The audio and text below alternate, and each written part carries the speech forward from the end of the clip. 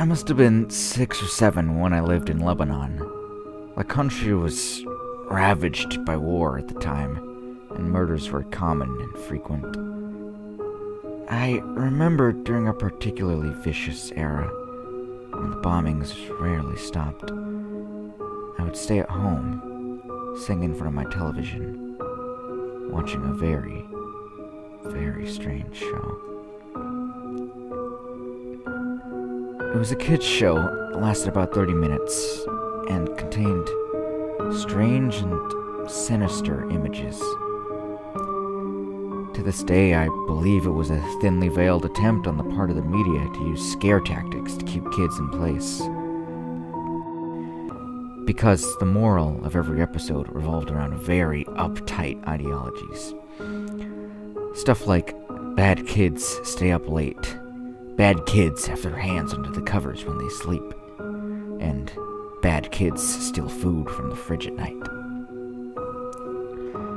It was very weird, and in Arabic to top it off. I didn't understand much of it, but for the most part, the images were very graphic and comprehensive. The thing that stuck with me the most, however, was the closing scene. It remained much the same in every episode. The camera would zoom in on an old, rusted, closed door. As it got closer to the door, strange and sometimes even agonizing screams would become more audible. It was extremely frightening, especially for children's programming. Then a text would appear on the screen in Arabic, reading, "That's where the bad kids go." Eventually, both the image and the sound would fade out, and that would be the end of the episode.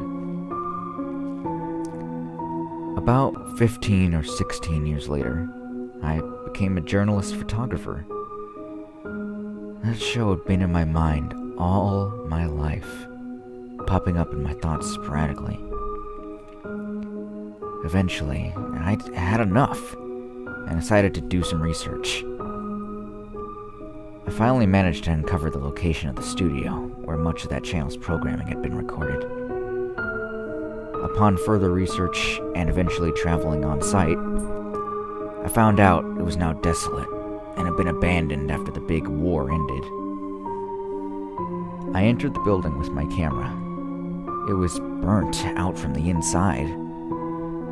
Either a fire had broken out, or someone had wanted to incinerate all the wooden furniture.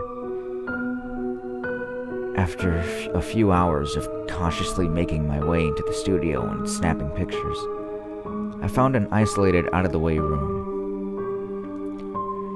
After having to break through a few old locks and managing to break the heavy door open, I remained frozen in the doorway for several long minutes. Traces of blood, feces, and tiny bone fragments lay scattered across the floor.